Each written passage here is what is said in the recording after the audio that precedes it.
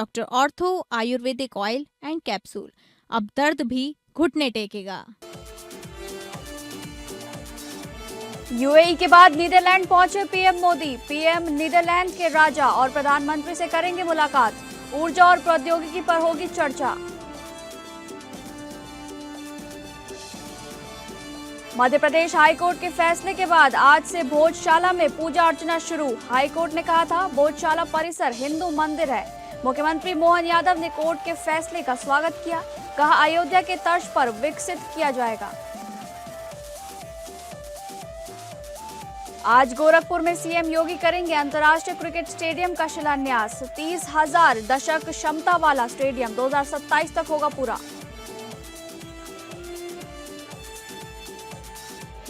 बंगाल के आसनसोल में पुलिस चौकी में तोड़फोड़ पथराव। पुलिस ने आंसू गैस छोड़ी।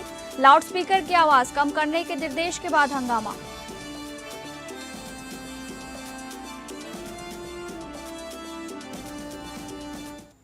नमस्कार, आप सभी का स्वागत है इस बुलेटिन में। मैं हूं आपके साथ शालिनी राणा। शुरुआत करेंगे बुलेटिन की बड़ी खबर से। प्रधानमंत्री नरेंद्र मोदी अपने 5 देशों के विदेश दौरे के दूसरे चरण में शुक्रवार को नीदरलैंड की राजधानी एम्स्टर्डम पहुंचे। ये दौरा ऐसे वक्त हो रहा है जब भारत यूरोपीय संघ मुक्त व्यापार समझौते से आर्थिक रिश्तों को नई गति मिली है। प्रधानमंत्री मोदी यूएई में राष्ट्रपति मोहम्मद बिन जायद अल नाहयान से सफल वार्ता के बाद सीधे नीदरलैंड पहुंचे। एम्स्टर्डम हवाई अड्डे पर उनका भव्य स्वागत हुआ। डच सरकार की ओर से रॉयल मिलिट्री परिवार के प्रमुख रियर एडमिरल लुडगर ब्रुमेलार, विदेश मंत्री टॉम बेरेंटसन और भारत के राजदूत कुमार तुहिन समेत वरिष्ठ अधिकारियों ने गार्ड ऑफ ऑनर के साथ अगवानी की। पीएम मोदी ने सोशल मीडिया पर दौरे की अहमियत बताई। उन्होंने कहा कि नीदरलैंड के साथ ये बैठक सेमीकंडक्टर, जल प्रबंधन और स्वच्छ ऊर्जा जैसे भविष्य के क्षेत्रों में भारत की भागीदारी बढ़ाने का बड़ा मौका है। वे डच समकक्ष रॉब जेटन के साथ व्यापार, प्रौद्योगिकी और रक्षा में सहयोग गहरा करने पर विस्तृत चर्चा करेंगे। इस दौरे में प्रधानमंत्री राजा विलेम अलेक्जेंडर और रानी मैक्सिमा से भी मिलेंगे। साथ ही भारतीय समुदाय के कार्यक्रम को संबोधित भी करेंगे। पीएम मोदी ने प्रवासी भारतीयों से मुलाकात को लेकर भी उत्साह जताया है। नीदरलैंड भारत का अहम यूरोपीय साझेदार है। दोनों देशों के बीच जल प्रबंधन, कृषि और इनोवेशन में पुराना सहयोग है। सेमीकंडक्टर क्षेत्र में नीदरलैंड की कंपनी ASML दुनिया में लीडर है। भारत सेमीकंडक्टर मिशन के तहत घरेलू उत्पादन बढ़ा रहा है। ऐसे में ये दौरा तकनीकी साझेदारी के लिए अहम माना जा रहा है। ये पीएम मोदी की 2017 के बाद नीदरलैंड की दूसरी आधिकारिक यात्रा है। यूएई के बाद यूरोप में भी ये दौरा भारत की ग्लोबल साउथ और विकसित देशों के साथ संतुलित कूटनीति को दर्शाता है। भारत EU व्यापार समझौते की पृष्ठभूमि में ये यात्रा आर्थिक और रणनीतिक रिश्तों को और मजबूत करेगी।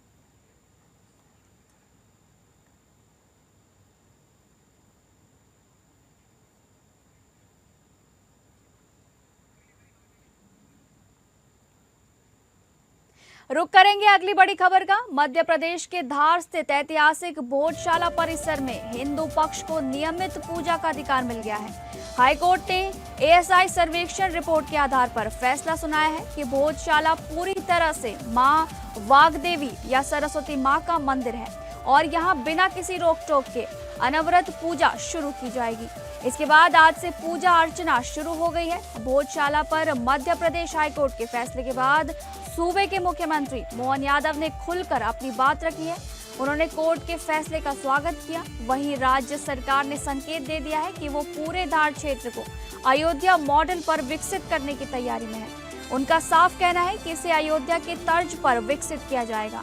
सीएम ने कोर्ट के उस निर्देश का भी स्वागत किया है जिसमें मां वाग्देवी की प्रतिमा को ब्रिटेन यानी कि यूके से वापस भारत लाने के मुद्दे पर केंद्र सरकार से विचार करने को कहा गया है। सीएम ने कहा कि इस दिशा में वो भी आवश्यक प्रयास करेगी।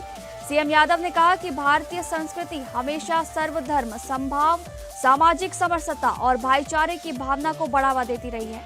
राज्य सरकार न्यायालय के फैसले का पूरा सम्मान करती है और प्रदेश में सौहार्द, सांस्कृतिक गौरव तथा सामाजिक सद्भाव बनाए रखने के लिए प्रतिबद्ध है। साथ ही सीएम ने कहा कि हाईकोर्ट के फैसले के प्रभावी क्रियान्वयन के लिए आवश्यक व्यवस्थाओं में राज्य सरकार पूरा सहयोग देगी।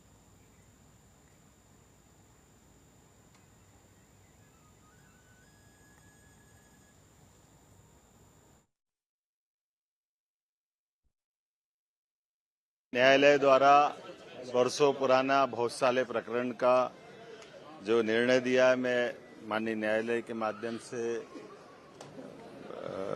सभी समाजजनों को न्यायालय के निर्णय के माध्यम से जो हम सबका हमारी परंपरा भी है कि हम न्यायालय के निर्णय के आधार पर इस बात का प्रसन्नता भी व्यक्त करता हूं कि न्यायालय ने माना कि हाँ, ये भोजशाला का स्थान था जहाँ राजा भोज ने माँ वाग्देवी के स्थान के माध्यम से इस स्थान की महत्ता को विकसित किया था।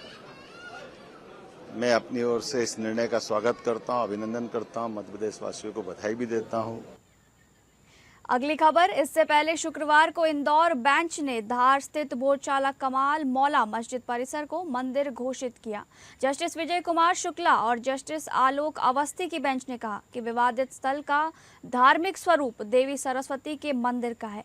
कोर्ट ने एएसआई के 7 अप्रैल 2003 के आदेश को रद्द कर दिया और इस आदेश में मुस्लिमों को नमाज की इजाज़त दी गई थी और हिंदुओं के पूजा अधिकार सीमित किए गए थे। कोर्ट ने माना कि ये संरक्षित स्मारक है और इसका चरित्र भोजशाला का है। कहा गया कि मुस्लिम समुदाय मस्जिद के लिए वैकल्पिक जमीन मांग सकता है। फिलहाल एएसआई के पास ही प्रशासन रहेगा। बाद में भारत सरकार और एएसआई मंदिर प्रबंधन पर फैसला लेंगे। बेंच ने ऐतिहासिक और पुरातात्विक साक्ष्यों का हवाला दिया। कहा कि ये जगह संस्कृत शिक्षा का बड़ा केंद्र थी और यहाँ वाग्देवी का मंदिर था। सजे हुए खंबे, मूर्तियां और आले बताते हैं कि ये पहले मंदिर के हिस्से थे। कोर्ट ने कहा कि हिंदू पूजा की निरंतरता कभी खत्म नहीं हुई। हिंदू फ्रंट फॉर जस्टिस समेत याचिकाकर्ताओं ने परिसर हिंदुओं को सौंपने की मांग की थी। दावा था कि राजा भोज ने 1034 ईस्वी में सरस्वती मूर्ति स्थापित की थी, जिसे अंग्रेज लंदन ले गए। 2024 के एएसआई सर्वे में मिला कि मौजूदा ढांचा पुराने मंदिरों के हिस्सों से बना हुआ है। खंभों पर खंडित मूर्तियां मिली। सुप्रीम कोर्ट ने मई 2024 में सर्वे पर रोक से इनकार किया था, पर जनवरी 2025 में यथास्थिति बनाए रखने को कहा था। जस्टिस शुक्ला ने 24 मार्च को स्थल का निरीक्षण किया था। कोर्ट ने अनुच्छेद 25-26 के तहत धार्मिक स्वतंत्रता और प्राचीन स्मारकों की पवित्रता बनाए रखने की बात कही। ये फैसला अन्य धार्मिक विवादों पर असर डाल सकता है। आज राम मंदिर के बाद बहुत ही ऐतिहासिक फैसला इस देश की जुडिशरी ने दिया है और जिसमें मां सरस्वती, मां वाग्देवी का मंदिर जो धार भोजशाला में स्थित है, उसका एक मामला यहाँ पे आया था। 2022 में इसकी रिट याचिका इंदौर हाई कोर्ट में दाखिल की गई थी और ये मांग की गई थी कि भोजशाला का पूरा परिसर एक हिंदू मंदिर का परिसर है। यहाँ माँ वाग्देवी की प्रतिमा स्थापित रही है, माँ सरस्वती की प्रतिमा स्थापित रही है। ये स्कूल ऑफ संस्कृत लर्निंग रहा है, इसलिए यहाँ पे हमें एक्सक्लूसिव राइट ऑफ वर्शिप दिया जाए। और यहाँ पे जिस ढंग से हर फ्राइडे को गलत ढंग से नमाज होती है, ये इलीगल है, एएसआई एक्ट का उल्लंघन है। इसलिए यहाँ पे नमाज को रोका जाए और हमें पूजा पाठ का पूरा संपूर्ण अधिकार दिया जाए।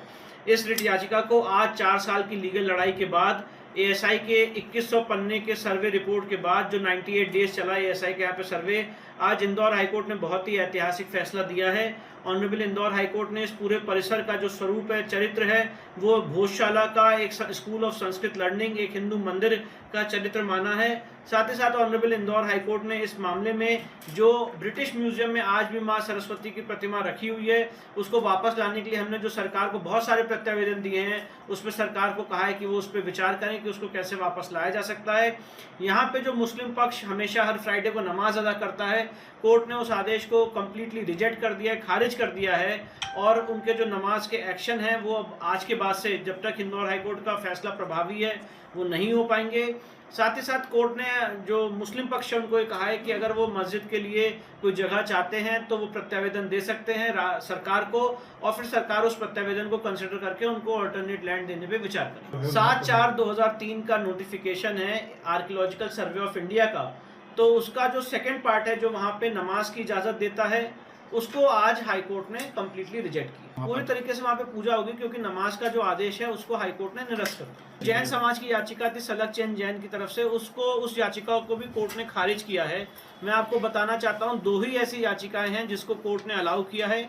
जो हमारी लीड मैटर था हिंदू फ्रंट फॉर जस्टिस का, कोर्ट ने उस याचिका को आज पूर्णतः अलाउ किया है। और साथ ही साथ जो दूसरी रिट याचिका इससे कनेक्टेड थी कुलदीप तिवारी की तरफ से, कोर्ट ने उस रिट याचिका को भी पूर्णतः अलाउ किया है। बाकी जो चारों याचिकाएं थी मौलाना कमालुद्दीन की तरफ से, काजी जकीउल्लाह की तरफ से, सलग चंद जैन की तरफ से, इन सारी रिट याचिकाओं को कोर्ट ने, अंतर सिंह की तरफ से, इन सारी रिट याचिकाओं को कोर्ट ने खारिज किया है। अंतर सिंह के मामले में कोर्ट ने ये कहा क्योंकि हमने सारी रिट याचिकाएं यहाँ पे अलाउ कर दी हैं, इसलिए अब उसमें कोई आदेश पारित करने की जरूरत नहीं। खबरों में आगे बढ़ेंगे, बात करेंगे अगली बड़ी खबर की। गोरखपुर वाराणसी राजमार्ग पर ताल नदौर में अंतर्राष्ट्रीय क्रिकेट स्टेडियम का शनिवार को मुख्यमंत्री योगी आदित्यनाथ शिलान्यास करेंगे। 393 रुपए की लागत वाली इस महत्वाकांक्षी परियोजना के उद्घाटन अवसर पर केंद्रीय पेट्रोलियम मंत्री हरदीप पुरी, प्रदेश के खेल मंत्री गिरीश चंद्र यादव और इंडियन ऑयल के चेयरमैन भी मौजूद रहेंगे। गोरखपुर में अंतर्राष्ट्रीय क्रिकेट स्टेडियम का निर्माण मुख्यमंत्री योगी आदित्यनाथ के ड्रीम प्रोजेक्ट्स में से एक है। मुख्यमंत्री की घोषणा के बाद प्रशासन की तरफ से ताल नदौर में उपलब्ध कराई गई जमीन पर 24 दिसंबर 2025 से निर्माण कार्य शुरू कर दिया गया है। औपचारिक शिलान्यास होने से पूर्व सरकार की तरफ से जारी परियोजना लागत की प्रथम किश्त 63 करोड़ 39 लाख रुपए से कम काम आगे बढ़ रहा है। स्टेडियम का निर्माण 23 दिसंबर 2027 तक पूरा कर लिया जाएगा। गोरखपुर में बन रहा अंतर्राष्ट्रीय क्रिकेट स्टेडियम 46 एकड़ क्षेत्रफल में आकार लेगा। कुल 30,000 दर्शक क्षमता का ये स्टेडियम ग्राउंड प्लस 2 फ्लोर के हिसाब से बनेगा। इसके मेन ग्राउंड पर खिलाड़ियों के लिए 7 प्लेइंग पिच और 4 प्रैक्टिस पिच होगी। स्टेडियम के पूर्वी और पश्चिमी स्टैंड में प्रत्येक में 14,490 दर्शक बैठ सकेंगे। नॉर्थ पवेलियन 208 वीआईपी और 382 मीडिया कर्मियों और साउथ पवेलियन 1,708 वीवीआईपी और वीआईपी के लिए होगा। रात्रिकालीन मैच भी हो सके, इसके लिए मेन स्टेडियम में अंतर्राष्ट्रीय मानक के 4 हाई मास्ट लाइट की व्यवस्था रहेगी। यहाँ क्रिकेट के अलावा अन्य बड़े आयोजन भी किए जाएंगे।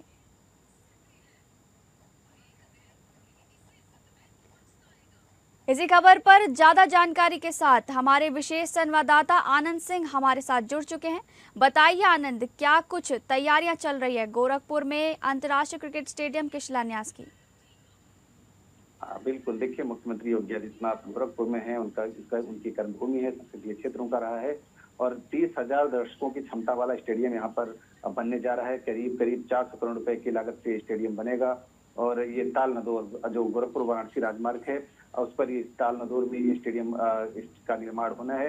आज का जो कार्यक्रम है इसमें मुख्यमंत्री योगी आदित्यनाथ तो होंगे ही होंगे, साथ ही साथ केंद्रीय पेट्रोलियम मंत्री हरदीप सिंह पुरी और प्रदेश के खेल मंत्री भी इस कार्यक्रम में हिस्सा लेंगे।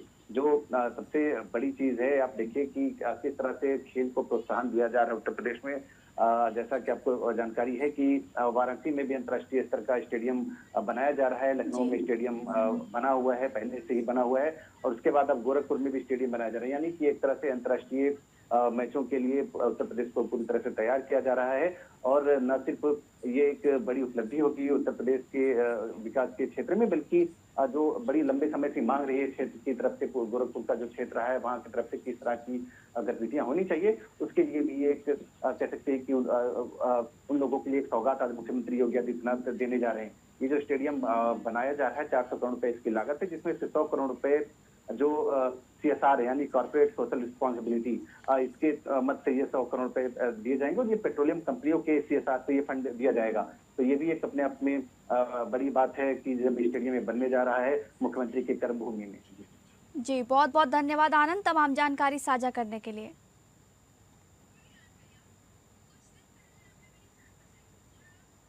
रुक करेंगे अगली बड़ी खबर का, जहां पर पश्चिम बंगाल के आसनसोल में लाउडस्पीकर की आवाज कम करने के निर्देश के बाद शुक्रवार रात को तनाव फैल गया। रेलपार इलाके में भीड़ ने पुलिस चौकी में तोड़फोड़ और पथराव किया। पुलिस ने लाठीचार्ज किया और आंसू गैस के गोले छोड़े। पुलिस प्रशासन ने राज्य सरकार के निर्देश पर आसनसोल के कई हिस्सों में लाउडस्पीकर की आवाज कम रखने को कहा था। इसी सिलसिले में दिन में रेलपार इलाके में पुलिस और स्थानीय लोगों के बीच बातचीत हुई थी। शाम को बड़ी संख्या में लोग पुलिस चौकी पहुंच गए और भीड़ ने चौकी पर पथराव किया। पुलिस और आम लोगों के वाहनों में तोड़फोड़ की गई। घटना में कुछ पुलिसकर्मियों को भी चोट आई है। तनाव के बाद इलाके में पैरामिलिट्री फोर्स तैनात किया गया है और deputy commissioner of police V G Satish Pashumarthi ने कहा है कि अब स्थिति कंट्रोल में है, कोई समस्या नहीं है। सीसीटीवी फुटेज की पहचान की जा रही है और घटना में शामिल सभी लोगों के खिलाफ कानूनी कार्रवाई की जाएगी।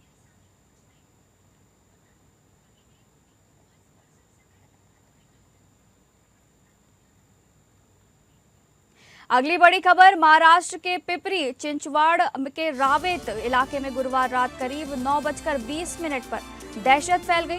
बाइक पर आए दो अज्ञात बदमाशों ने मशहूर एजे फर्नीचर मॉल को निशाना बनाकर ताबड़तोड़ फायरिंग कर दी।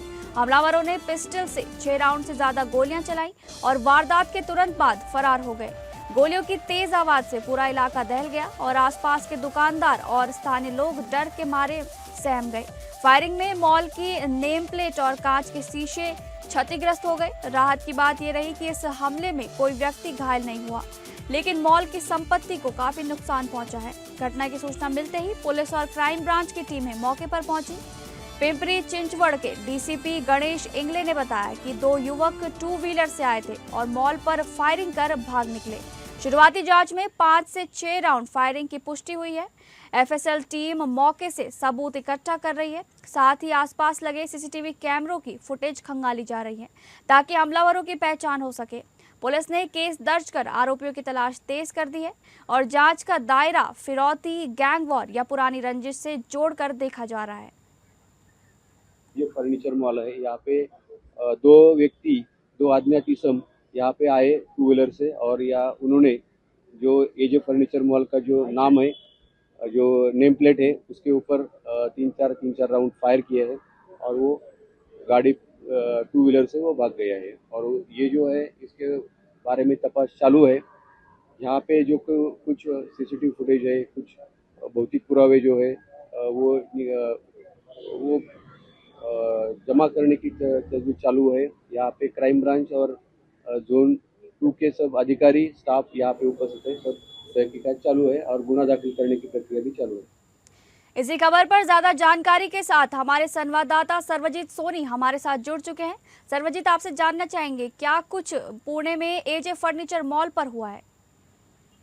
जिस तरह से महाराष्ट्र के पुणे के पिंपरी चिंचवाड़ की घटना है, जहां पे एजे फर्नीचर मॉल पे 2 अज्ञात लोग आते हैं और करीबन 6 राउंड फायरिंग की जाती है। दोनों के पास पिस्तौल था और 3-3 राउंड फायरिंग की जाती है। हालांकि फायरिंग में सिर्फ किसी को नुकसान नहीं हुआ है, लेकिन मॉल के अंदर जो गोली चली है और इसके बाद एक सोशल मीडिया में ट्वीट किया गया है, फेसबुक पे बिश्नोई गैंग से जुड़े होने के मामले में बताया गया है। हालांकि ऐसा आरोप लगाया गया है कि एजे फर्नीचर का जो मालिक है अशोक नैन, वो हवाला कारोबारी और ड्रग्स का व्यापार करता है, जिसको लेकर उन्हें चेतावनी दी गई है। और अगर सोशल मीडिया में ये भी बताया गया है कि अगर ये अगली बार जो फायरिंग होगी वो डायरेक्ट तुम्हारे पे होगी तो कहीं ना कहीं जान माल का नुकसान किया जाएगा, ऐसा बताया गया है। हालांकि इस पूरे मामले को लेकर जो पिंपरी चिंचवड़ के जो क्राइम ब्रांच की टीम है, फॉरेंसिक टीम है, सीसीटीवी फुटेज खंगाल रही है। आरोपी में 2 अज्ञात दिखे गए हैं, उसके आधार पर उनकी तलाश की जा रही है। मामला दर्ज किया गया है। सोशल मीडिया पे जो ट्वीट किया गया है उसकी भी जांच की जा रही है कि किस वजह से ये मामला जो है फायरिंग की गई थी और इस पर क्या कनेक्शन है। पूरे मामले की जांच पिंपरी चिंचवड़ की जो टीम है वो कर रही है। जी, बहुत बहुत धन्यवाद सर्वजीत, तमाम जानकारी साझा करने के लिए।